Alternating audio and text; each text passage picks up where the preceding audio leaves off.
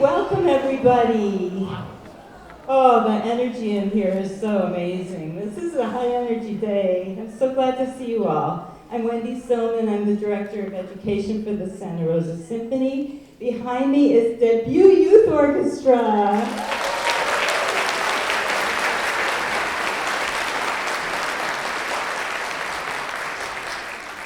And on either side of me are members of the Debut Youth Orchestra who are going to help with the announcements.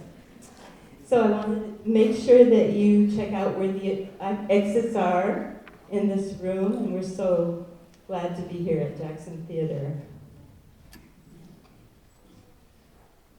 I hope you all enjoyed the Saturday morning jazz as you were waiting to come in. Wasn't that incredible?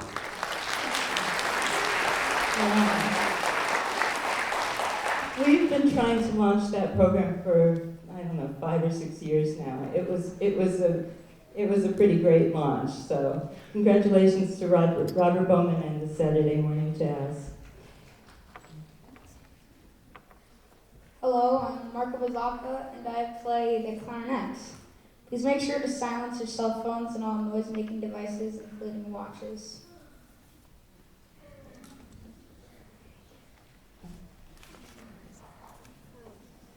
My name is Joanna, and I play percussion. You are welcome to take photos and videos during the performance, but please don't use flash or disturb your neighbors in the audience. And at the end of this concert, I'm going to be sending a link to some wonderful photographs taken by our volunteer photographers, Susan and Neil Silverman, and I have seen them, and you're probably going to want to purchase some of them. So watch out for that link. They are amazing photos of your really beautiful children. So you've got one more announcement, right? Hoodies are available for sale in the lobby. They're pretty cool, so you might want to buy one. Thank you both. You can take your seats now because I know you're going to have to play. So you have another one? Oh, you're going to have to stay out here now. Just wait a second. Yeah, that's a good one. I just want to let you all know about the free masterclass on December 5th. Part of the Santa Rosa Symphony, part of the Santa Rosa Symphony family, is that you get to attend these wonderful free events. And I highly recommend masterclasses. It's a chance to see a master performer, a master teacher. It's like having a free lesson. And it does not matter if you don't play an instrument. It doesn't matter if you play trumpet. This is a viola masterclass. Honestly, it doesn't matter. Come anyway. You will learn something. It's an amazing experience. It's on Thursday, December 5th. It's free. It's at the Green Music Center. I strongly recommend that you come to it. The sponsors for AYO, Aspirante Youth Orchestra, are Jennifer and Donovan Ammons. And so we want to thank them.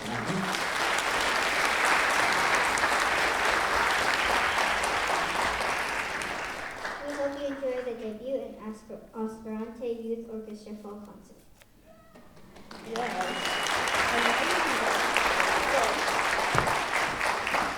And please welcome the concertmaster of Debut Youth Orchestra, Kaylin Kim.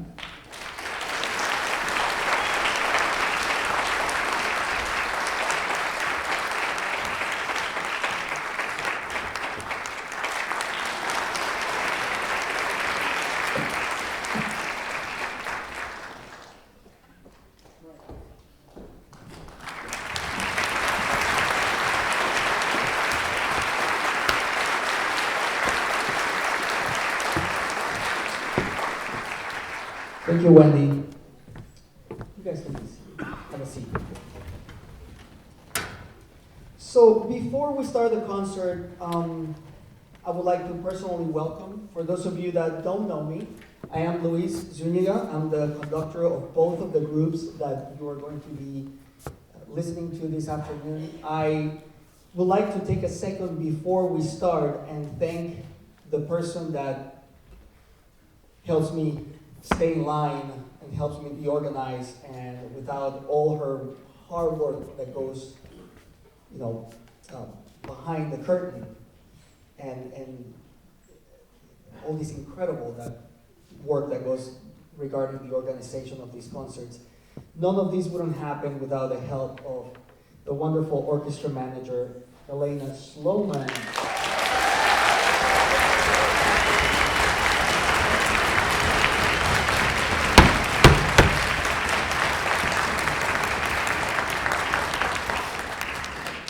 All right, so now let's get to the music. The music that you are going to hear today is, all of the music is programmatic music, meaning there is a story or a narrative behind every single piece that you are going to hear today.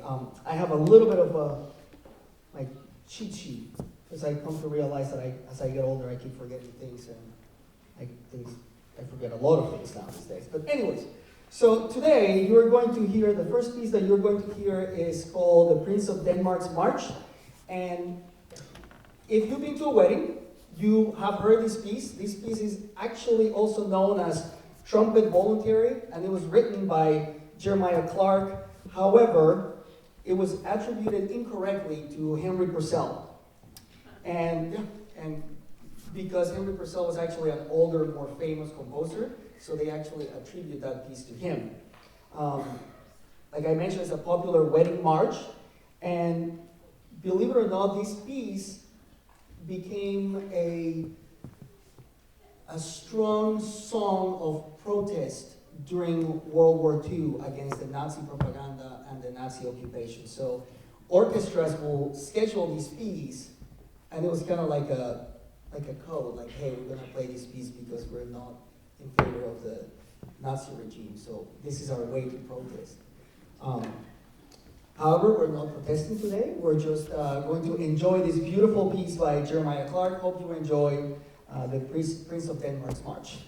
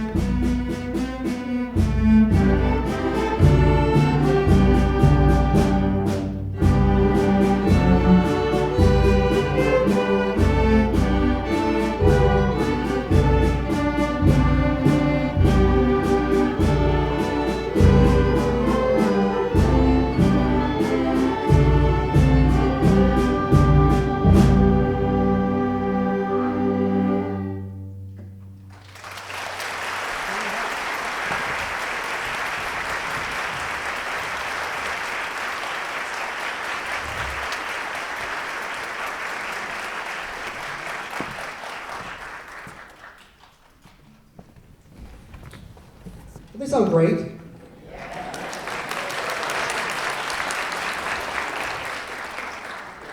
One thing that always happens at the beginning of the season, especially with this group, right before we play our first concert of the season, I come to realize that many of these young musicians have never performed in public before. So what you just heard right now was the first performance of many of our musicians on stage. Who was their first concert today? Stand up if today is your first concert.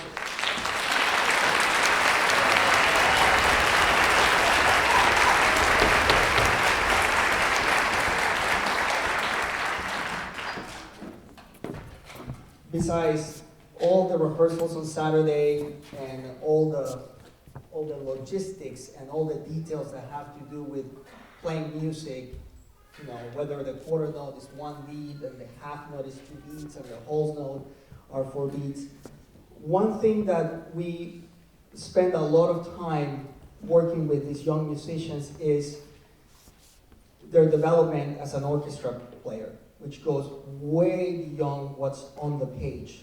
And this is one of those things that I'm really proud of this group, because everything that has to do with rehearsal etiquette and the flow of rehearsal is something that it takes years for young musicians, even for professional musicians at times, to really develop. And this group of young musicians has such a focus and concentration that it's really encouraging. Every Saturday when I come and work with them, the energy that I get from the group is quite positive, and I truly do enjoy working with them. So let's move on to our next piece. Our next piece on the program, as you might notice, is a French title, and I'm going to defer to my French translator, Pepper, on principal cello, to introduce the name of the next piece, which is called La Réjouissance. La Réjouissance. I get corrected by Pepper all the time about that. So instead of getting corrected, I just said, why don't you introduce the piece? This piece was written by one of the most famous classical composers. This piece is by Handel, and this piece is a part of a 4-movement suite.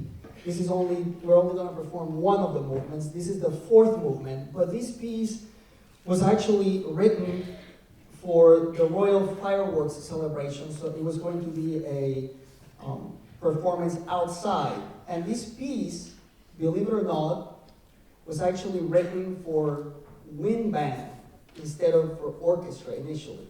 Now, that's usually never the case.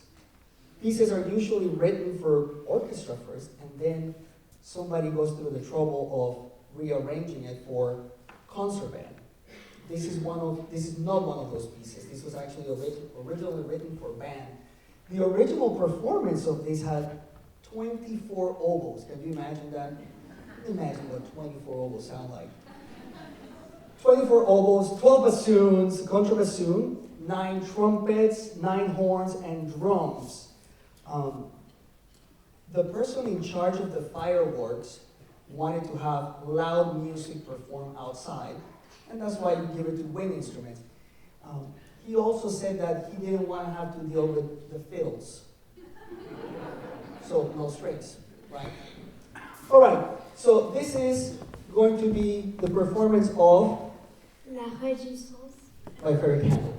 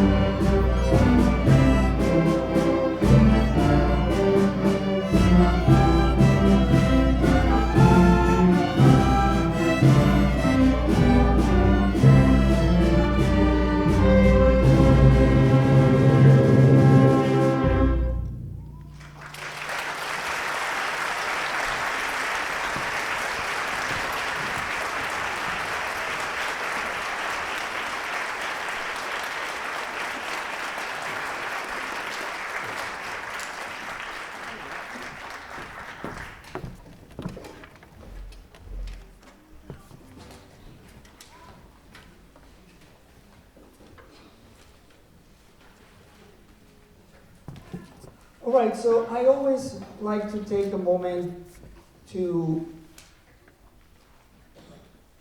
not only highlight the hard work of all of our young musicians, because they are clearly doing a phenomenal job of putting a lot of time and energy on preparing for these performances for you, right?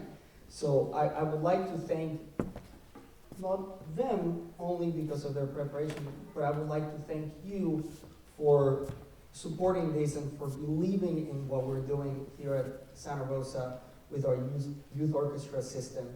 I grew up in a scenario where my parents were not musicians. My parents do not play a musical instrument. My mom thinks she plays guitar, but she doesn't really. And I grew up in a situation where my parents didn't play a musical instrument, but I knew I wanted to be a musician. And my parents very quickly realized that if they were going to support my interest in music, obviously at the time I wasn't thinking about having a career in music, but if they were going to support my interest in music, they got me to a scenario where I was working with professional educators and professional musicians, and I was getting some of the best training that I could possibly get. And I want to thank you for what you're doing in believing in this system and bringing this group of young musicians to us. It takes more than just, obviously, myself. I talk to many of the parents. I believe sometimes that I don't do much. I just get in front and just wave my arms and they do all the playing, right? But I would like to take a second to also acknowledge the work of the coachings that happens every Saturday. As you're familiar, the students not only work with me, but every other week they work with a professional educator, a professional musician that specializes in that particular instrument. And if there are any of the coaches here, I think I've seen a couple of them, please give the coaches a round of applause because they are fantastic.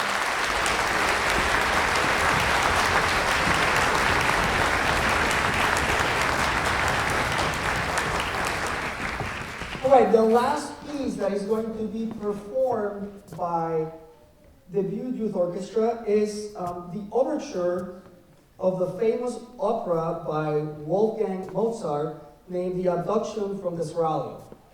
And if you have never seen this opera, I highly recommend that you do. This is actually very good. This opera falls into the category of a rescue opera. You guys know what a rescue opera is? I wish it was more elaborated, but it's not. A rescue opera is when someone needs to be rescued from something. That's it.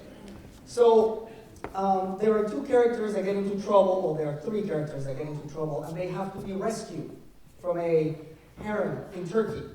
And it's a comedy, but it's also a love story, and that's very generic. It feels like every opera is like that, which pretty much is true, you know. Operas are like Western movies. Within like the first 5 minutes, you know who the good guy is, who the bad guy is, you know the plot, you know who's gonna fall in love with whom, and that's it. And then they'll just drag it out for 2 or 3 or 4 hours. Anyways, one of the things that are pretty unique about this opera is that Mozart actually tried to, and he did very successfully, he tried to bring some of that Turkish sound to the Western traditional orchestra. And I'm not going to say that this is the first time that happened in the history of Western music, but it's one of the early moments in Western music where we actually start having some Turkish instruments, in this particular case, the cymbal, used in a Western piece.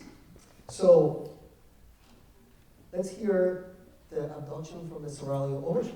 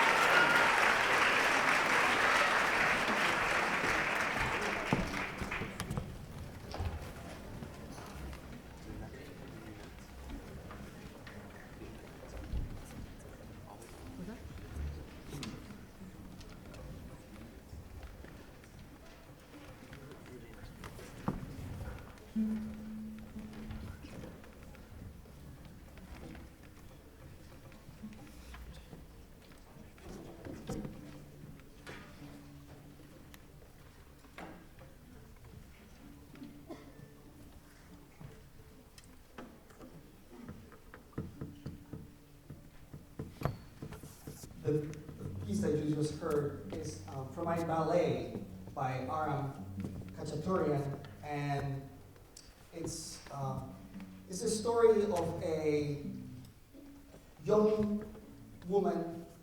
She's a farmer, and guess what her name is? Diane. Yeah, that's hence, right?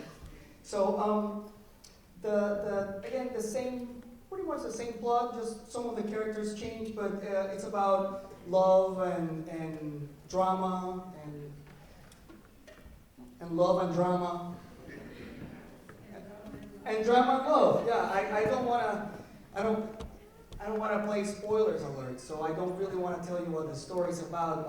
A few years ago, I think we did a concert here, and we were playing highlights from Carmen, the opera Carmen, and I made the mistake to kind of just give a run through the synopsis of the story, and somebody yelled from the back of the room, "Spoiler alert!" It's been written for 150 years. You haven't seen it in 150, you're not going to see it yet, tomorrow. So I try to stay away from telling people how the plot develops because I don't want to ruin the story for anybody. So now we're just going to perform the Dance of the Tumblers, which is from an opera in 4 acts about love and drama by Rimsky-Korsakov. Hope you enjoy.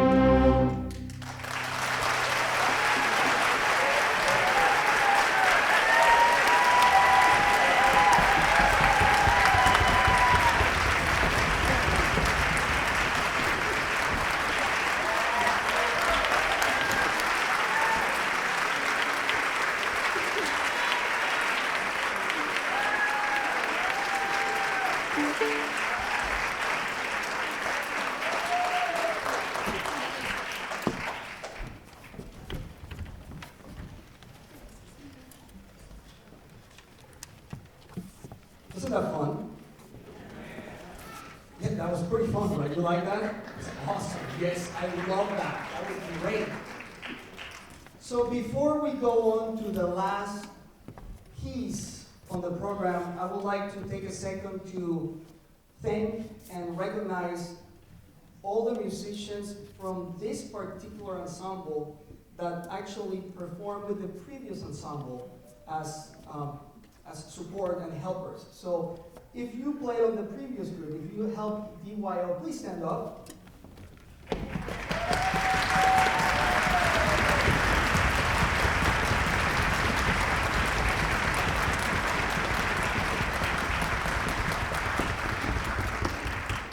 So one of the challenges for this group, and one of the things that we worked really hard at, and you can hear just when you hear this wonderful group play, is that we start introducing this group to not only arrangements of standard repertoire, but at times we play the piece as the composer composed the piece as written. We don't play an arrangement. Sometimes we do, sometimes we don't. And one of the things that happens with that is that the students, these musicians at this young age, they actually start developing the musical sense of playing individual parts, meaning, oh, I'm not playing the same thing that everybody else in the room is playing. And that could be a little bit of a challenge at times, because when we are growing up as musicians and playing on ensembles, we learn simple melodies like Hot Cross Bones or Jingle Bells, and we all play that, or we play Happy Birthday, and everybody plays the melody, right? And however, there are moments in which our developmental stages of being a musician, we grow out of that. And we are put in situations, as you could tell with the previous two pieces, that they are playing individual parts, right? The violins are not playing the same thing that the cellos are playing. The winds are for sure not playing anything related to what the violas are playing, right? So that is a key moment on growing as a musician, when you are doing something that nobody else in the room is doing, and that comes with a lot of practice and repetition. So I cannot tell you how proud I am of this group of young musicians. They sound great, right?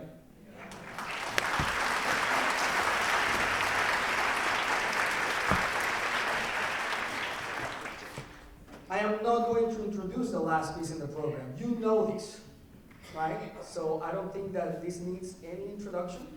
You guys know what this story is about. And we hope you enjoy our selections from the Nutcracker.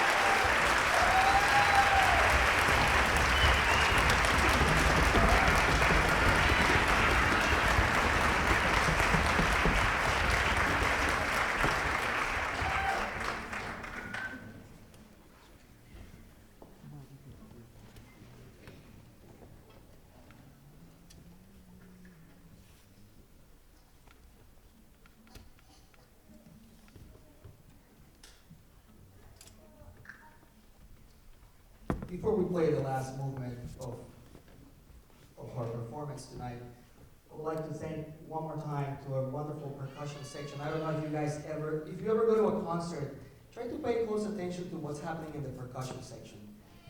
This is crazy. These people play like 10, 15 different instruments, and they have to run around from one place to another, figuring out.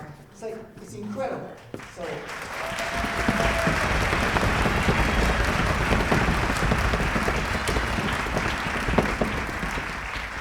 So sometimes when there's a longer pause, we're trying to make sure that they don't run around like circus clowns. So now we're good. Okay, good. So now I stop buying time and they're ready to go. So